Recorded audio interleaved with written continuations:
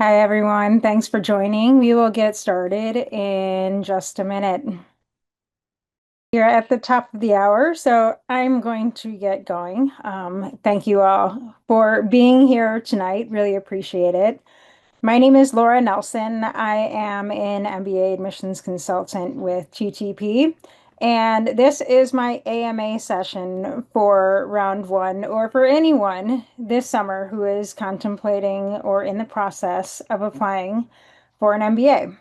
So, what I love about this session is it's really about you and what is top of mind for you and your process. So, we will spend a lot of time just talking through some of your questions, and hopefully, I provide some food for thought and some direction for you as you work through this process of applying for an MBA. So, thanks again for coming. Again, an AMA, but I do have some structure to our session ahead of time. First, with an introduction. So, if you have not seen one of my sessions before, here's a little bit about me. Again, my name is Laura Nelson, and I have somewhat of a non-traditional background going into business school and coming out of business school. For undergrad, I went to Carnegie Mellon. I studied art, and a few years later, really identified a need and a desire to pivot my career into the business side of entertainment. But what happened was instead I landed in tech, and you probably hear a lot of stories like that. So I had a great experience at University of Michigan, Ross School of Business. I was on the admissions committee there as a second year student and led a less conventional path going in, as I mentioned, and also coming out of school. I landed at a tech startup in a general management role and then found my way climbing up the marketing ladder after that.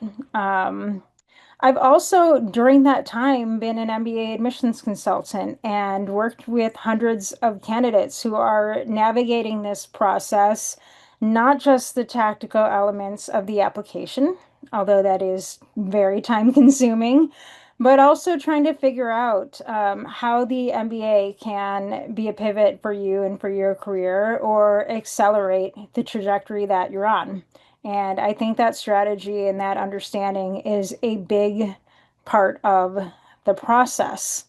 So that's enough about me. I have worked on applications across, all of these programs and, many not on that list. So, there are a lot of commonalities across these programs. And of course, many of them have their unique nuances as well. So I thought, as we get started, I would lay a foundation, just a little structure to this session as you think about, what you want to ask and what would be helpful for you tonight. I'm going to run through a set of frequently asked questions. So that will help hopefully break the ice tonight and give you some food for thought on, the things that I hear and answer a lot, and hopefully inspire some of your own questions. But at any point tonight, please feel free to use the chat, right? I want this session to be interactive, and, it does not have to follow a strict timeline or guideline that I have laid out. So again, feel free to use the chat feature as questions come to mind, and maybe you brought some questions with you already. So look forward to hearing what you're thinking and what would be useful to you in tonight's session. Um, as I mentioned, I'm going to start with just a few FAQs, and feel free to interject at any time, right? Because, like, really, I want this to be beneficial to you and your process. Many of you may be wondering how your profile will be evaluated as part of the MBA admissions process. And, this type of question about, what are my chances, and, my score is X, my test score is, or my GPA is Y. And, how does that, come together to, give me a a numerical rating of my chances. And, you see this written about a lot on, message boards, forums, and, unfortunately, the MBA admissions process is holistic. You will hear admissions committees say that they undertake a holistic review of your application. And I know for a lot of people that's really frustrating to hear. The reality is that admissions for MBA programs is a blend of art and science, and it really isn't a formula that you could distill to answer this type of question. Of course, depending on what your answers are here, or depending on what your stats and inputs are here, there are likelihoods, right? Or farther reaches, and your chances could be on a spectrum, but I think it's, hardly reasonable, or, it's not at all reasonable to expect that your chances might be 69% to get into any given program.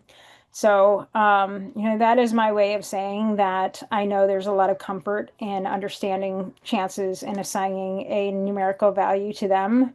But, I really encourage you guys to take a wider lens on the process and, try to benchmark your metrics against those of your target programs while also think about the qualitative aspects that you bring to an MBA program and that help set you apart from other candidates. So yeah, that's a big question I get a lot. And, on top of that, if we just take a look at the standardized test, a lot of people wonder if, there's an advantage to taking one test over another, right? So GMAT has for a long time been the standard among business schools, but in more recent years, we've seen a lot of people gravitate to the GRE. And then, there are a handful of programs that accept the EA now, which is really exciting because it gives you, as a candidate, another option. So overwhelmingly, admissions committee members tell me that it doesn't matter what test you take. Right. You may see the opposite online, but I'm telling you, this is what admissions committee directors tell me is that, they want you to self-select and take the test that you will perform the best on. And, there is a strategic element to testing too. The GMAT is, especially in the new edition, has become a more, quant heavy test. And if that doesn't speak to your strengths, you may be better off taking the GRE or EA. So I think, if you are wondering what tests to take, I would step back and think about, what tests place your strengths, and of course, take a diagnostic in each of these and see how you benchmark against the percentiles without going too deep and studying on any single test. You have a question in the chat. How many schools does one person typically apply to in a cycle? This really depends on a candidate's time commitments and, process, for lack of a better word. For my clients, we're typically working on anywhere between 3 to 5 per cycle. But, that's a range, and there are certainly people who come above that and below that too. So for example, I'm aware that some people only apply to a couple programs, right? And, they may split those applications across the rounds.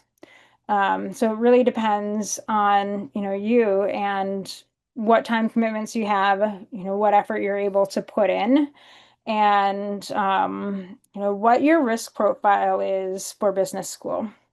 And when I say risk profile, what I mean is, are you only shooting for a certain, ranked program, or um, are you trying to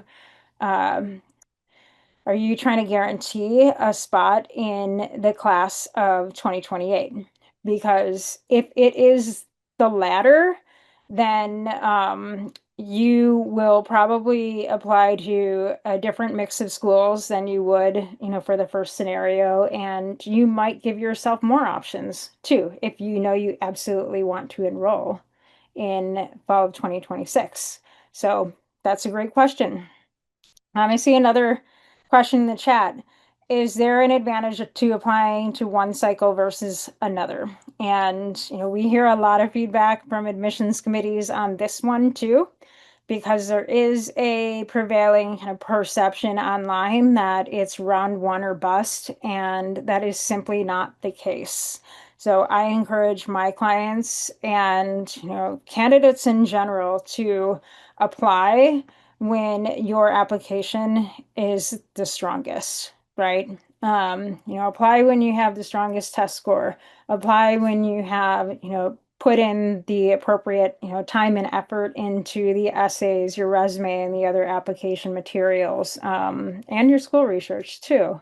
So, if you are not lined up and, prepared to submit your applications in, say, 6 weeks, that is totally fine. You still have several months before the round two deadlines. So it is better to apply with the stronger applications, typically in round one or round two of a 3-round cycle, than it is to just, apply early for the sake of it, right? So hopefully that helps to answer your question, but it is a good one. The next question is about career selection, and I think it also speaks to the versatility of the MBA degree. So there is a kind of common misperception that the class is composed of largely people from banking or consulting backgrounds, but I really encourage you to look around and especially dig deep into the class profile information of your target MBA programs or the programs that interest you. Because what you're going to see there is all of the industries that, people are coming from and their educational backgrounds as well, and you will understand the variety. So yes, there are lots of bankers, there's people in finance, there's consultants who comprise the class, but business schools are really invested in creating a cohort that comes from all sorts of professional backgrounds. And look, I'm a good example of that, right? I came from entertainment. It is a much less traditional career path than someone coming from consulting. But that's what makes the class interesting, and that's what makes the dialogue interesting in class. So, if you are feeling discouraged that either you're not coming from consulting or banking or you're not going into those fields, please know that there are other paths and options available to you. Um, Question about the GMAT and the score. This is a good question. Is taking the GMAT once and being done looked down upon by admissions? That is too broad of a question to answer definitively yes or no. Really depends on your score. It depends on how your score benchmarks against, the last year's class, and you'll find that in the class profile. I think also, it depends on how that score benchmarks versus your GPA, right? If you are applying for a program where you're already kind of below the median or the average GPA and your test score reflects a similar trend, it might be a case where you really have to work toward a better score. So, all of that to say, it depends. If you knock your first GMAT out of the park, then, you shouldn't take it again, right? If you're near perfect or if you've got, an excellent score and you're happy with it and you're ready to move on, don't feel like you've got to take it just to look good for an admissions committee. Another good GMAT question here is, for how long are GMAT scores valid for MBA admissions? Typically 5 years. And I will caveat that by saying you really need to read the fine print for your target programs because sometimes a school will define that eligibility through the application round.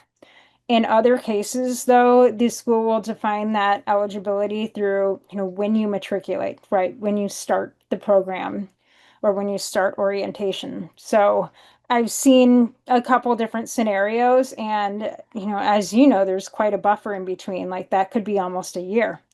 So it's really important to dig into the application and understand that verbiage and make sure that you're applying with a valid score in the, time frame that the program needs it. And it would be a bummer to miss that and, have to take it again. So I think by looking early and checking that, hopefully you can, head off any future disasters. So the next question is about doing school research, right? So a lot of candidates, identify some target programs and often somewhere in the application process, it can be in application essays, but it certainly comes up in interviews as well, is it demands your ability to articulate why you're interested in that program and why you're a strong fit for that program. And, this is going to demand that you do a little more homework beyond reading the website. So, website's a great place to start, right? This helps you get your bearings on, how a program talks about itself, how it, message and positions the experience, and then of course, how it lays out the various offerings across courses, programs, extracurriculars, and more. But for, most of these processes, you've got to go beyond just reading something on a website. And your best resource for learning more is generally current students. That's not to say you can't talk to alums, you can't talk to admissions. You probably will throughout this process. But the best way to really understand, what it's like to be a student there, what it's like to, recruit for the jobs you want, understand the culture, understand, the teaching style and, how the coursework and other programs have facilitated outcomes for students. Students are your best resource, period. And, this really requires some networking heading into the program. So there's different ways that you can connect with students. Many programs have what are called a student ambassador program. So you can simply Google student ambassador and your target program MBA, and you'll find a page of, people who have raised their hands and said, I'm willing to be contacted. I want to share my experience with prospective students, and you should get a lot of options that way. You can also filter these students by, what they're studying and what they're doing post MBA so that you're aligned and, learning from people who can give you useful information. So that's one way. Another way is through virtual information sessions, coffee chats, things like that. You do not have to visit campus to meet with a student, although if you do, generally admissions will connect you with students. So that's an option, but it's not always possible. So, in the absence of an admissions ambassador, I would connect through admissions and try to, select into the programming where you can connect with and hear from students. Another great way to connect with students and to learn from their experiences is through club pages. So most programs have clubs organized around certain functions like banking, like marketing, like consulting, and they publish the information and names of officers on their pages. So, that's a great way to identify who is in your area of interest. So you can, reach out to them online that way and ask them for a few minutes of their time, where they can share their experiences with you and answer your questions. And I think that's a great way too to like kind of just go beyond the admissions ambassador route and, find people who they may not necessarily have raised their hand to market for the program, but hopefully can give you a realistic representation of what the program's all about and further your research in the application process.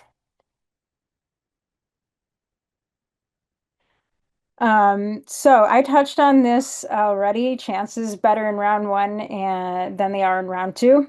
I'd say all things being equal, if you were to submit the same application, I encourage people to go early because you are getting a fresh admissions committee. But notice I did say if all things were equal, right? If you are not ready to hit submit in 6 weeks, take the time. Take the time to improve your test score or your other aspects of your application and submit a stronger application in round two. So round two is typically the largest round across many of the top MBA programs, and as a result, admissions committees do hold quite a few spot candidates in round two. This question I hear a lot is about careers. So some candidates have identified that they really want to go to an MBA program and they want to make a change in their careers, but they're not sure what they want to do.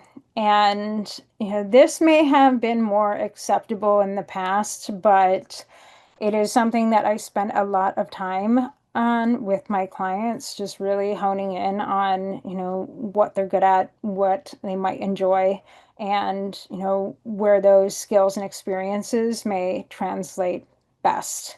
So, as you probably noticed, as you've opened and evaluated MBA applications, a lot of them ask about your post MBA careers, either in short essays or short answers or longer form essays.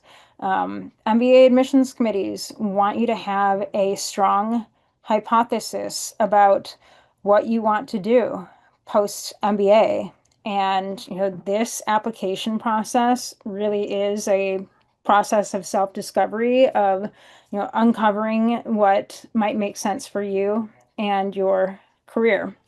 And I will say it's also important to have this nailed down to get as close to the truth as possible because many of the programs are starting engagement with you, after you say yes and before you arrive on campus. So, say you put a deposit down in the spring, that kicks off some of their career works, and you will be working with the career office to firm up your resume, your elevator pitch, your consulting casing, whatever path you are taking, you have the opportunity the summer before to collaborate with the career office and dial in your goals so that you can hit the ground running when recruiting starts in the fall. So, um, it's not okay not to have a goal because you are required to talk about it in your application. And the final thing I will say about that is that business schools want you to be successful. They want the MBA experience to lead you to a desired outcome, a new career path or accelerate the path you are on. And, they publish those outcomes as part of their employment report. So, they don't want to take a chance on candidates who, aren't committed to a goal or maybe they're thinking about an unrealistic goal. They really want to admit and work with candidates that they think will be successful in their post MBA job.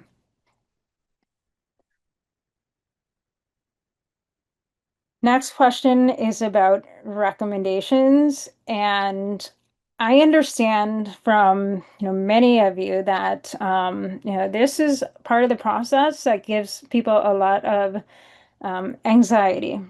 And I think the reason is because it's less within your scope of control than some of the other aspects of the MBA application. right?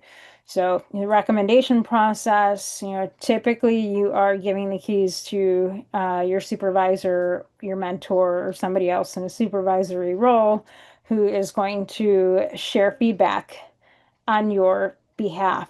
And that can be scary, right? You don't always know what this person is going to say. And in the case of this question, you don't always have access to your supervisor. And while that is often the preference for many top programs, they want to hear from your current supervisor. There are sometimes outs there where, if it jeopardizes your job, if it's not possible for whatever reason, you can select somebody else who knows you well and who knows your work well and who can speak to your contributions using specific examples. So, if that's the case for you, you identify the next best person and really follow the instructions in the MBA application and note where you can talk about your choice of recommender because many of these programs want you to explain why you didn't choose your current supervisor. Sometimes it's an open field in the application, sometimes it's a drop down, sometimes it's both. You get the opportunity to talk about why your supervisor wasn't available and what is so great about this other person. And this is not a ding against your candidacy. This happens, quite a bit. Candidates, as I mentioned, maybe your job's at risk, or maybe you have a new supervisor who's not equipped to share the examples that you need. Whatever the case, this is a workable situation. Next is about the use of AI. Tools like ChatGPT, Claude, etc., can help you with your application materials. So, this is a tricky one, I will admit, and you will see different ways of talking about the use of AI across different MBA applications. I come from a technology background, so for me, it just seems silly not to incorporate AI in someone's process in their day-to-day work. However, I think there are some strong caveats here. I think AI is very useful for certain junctures of your process. Maybe it's brainstorming, maybe it's getting a essay down from 575 words to 500 words. I think the more targeted tasks are better. Where I've seen it fail is when candidates give up too much license to tools like ChatGPT or Anthropic or wherever.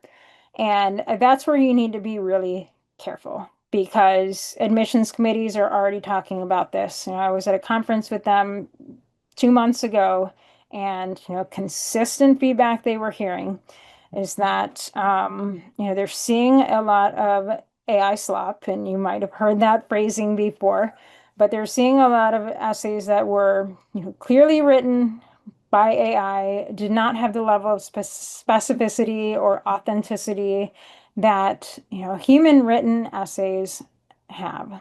So I think there's an opportunity to incorporate these tools, but I think that you should be extremely judicious on where and how you use these tools in your process. I see um, question about a personal statement. Heard about it being needed, but not seeing it as a requirement for all programs. So business school is a little different than, say, law school or some other programs that have a more standardized personal statement. And yes, what you are seeing is that there is some form of personal statement in many of the applications, but you'll see it's worded differently, different word lengths. Some don't ask for a personal statement, and that really requires you to be creative and versatile across all of these kind of different permutations of what these programs are trying to ask you. Yeah, all of these programs have different strategies for assessing candidates across, the quantitative and qualitative metrics, and they all have their kind of different flavors of how they get personal information on candidates. So you can't simply just write one personal statement and expect to submit it across all of the programs. And you really have to be nimble and understand the differences and the nuances across these applications so that you can come with a tailored approach to each of them. I missed a question above about references, and this is an interesting one.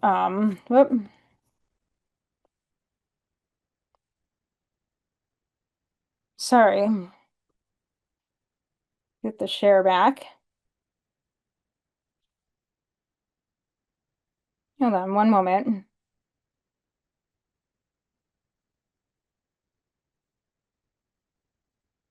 Okay.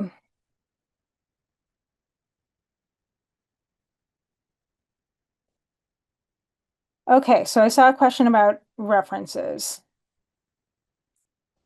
What if the school is looking for academic references, but you've been out of school for a while and didn't make a lasting connection with professors? I think it's very rare that an MBA program will be asking for an academic reference specifically.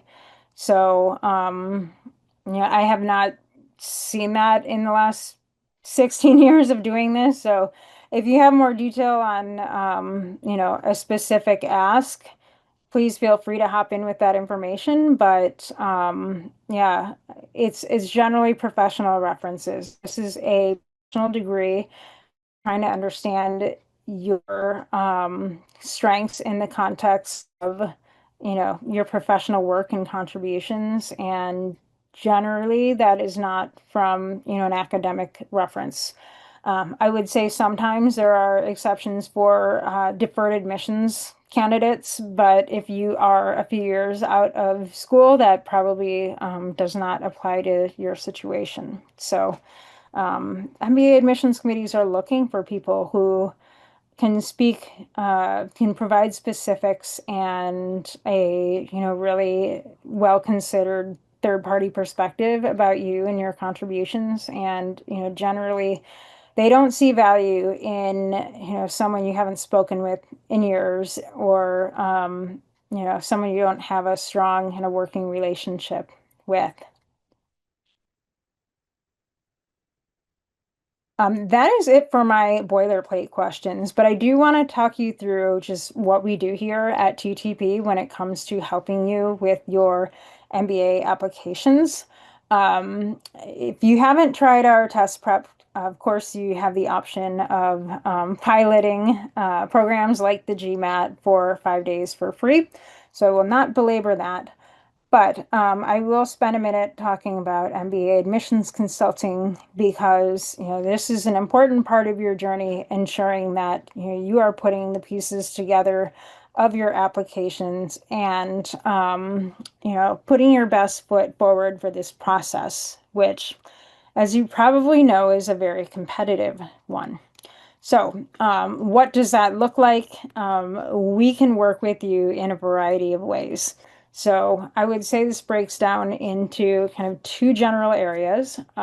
Some people want to collaborate from kind of soup to nuts and work through every aspect of the application, from the application strategy, career planning, tactical aspects of the resume, essays, interviewing, etc.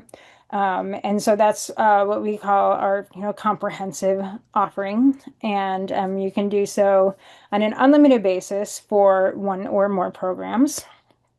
But if you have very specific needs, you can work with us on an hourly basis or on a very specific part of your application. So, for example, if you really just want to focus on the resume, you can do that. If you want a final review of your application, we are happy to help with that. If you aren't sure but want selective help across different activities, I would recommend that you purchase hours, and that way, we just keep track of time across any activity, and you're in the driver's seat for budgeting and allocating future time, minutes or hours to future activities. So that is a quick and dirty overview of what we do, but of course, happy to take questions on that. But I will kind of open the floor again to you guys and take more questions because I want to make sure this is answering some of the things that you're wondering or working through. So feel free to use the chat feature. And if you would like to sign up for a free consult, the best way to do so is reach out to me directly. My email address is lauranelson@targettestprep.com. So that goes straight to me, and we can set up a time to, talk through your situation and or the best way that we can work together. So I'll pause there and I will watch the chat and see if you have any other questions regarding your process and what you are working through on your applications. So another question about letters of recommendation. Do letters of recommendation hold weight if they're from local academic or industry professionals who aren't internationally recognized? I'm glad you asked this question because there is a huge perception out there that a recommender has to have a certain title, notoriety, and be recognized, and that's simply not true. Most people do not work for internationally or even nationally famous individuals, and that's okay, right? The admissions committee really is looking for people who know you and your work well. And if that person is not famous, if they're not recognized, if they're not in the industry you're going into, that is totally fine. If you look at the brass tacks of what the recommendations are asking for, they're looking for specific examples. And, if you are reaching through your network to find someone who has a great title, you might not be reaching to the person who also knows you and your work really well and can speak to that. So, think about that, right? Who's going to provide this examples that show off your strengths in the best light?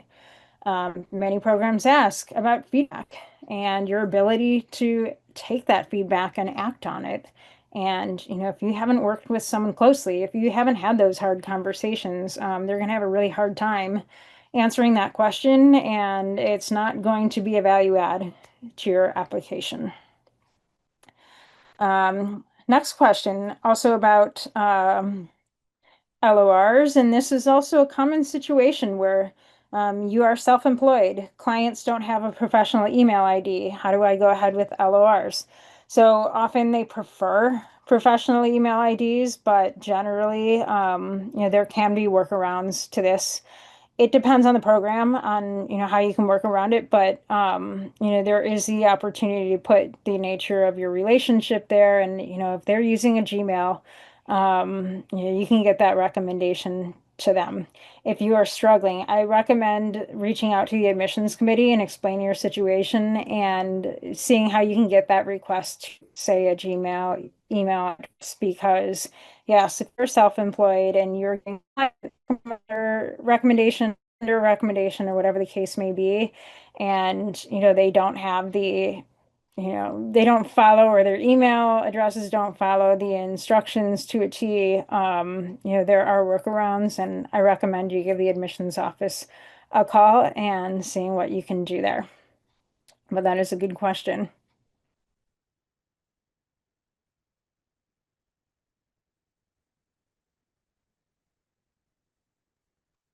Yeah, anything else on your mind? Lots of questions about letters of recommendation, which is totally understandable at this stage and at this time of year.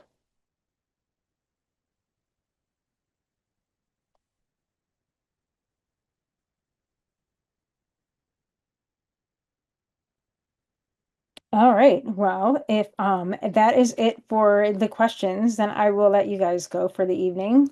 Again, feel free to reach out if you'd like to schedule a time to talk, and I will also drop my email address in the chat if that is helpful to you.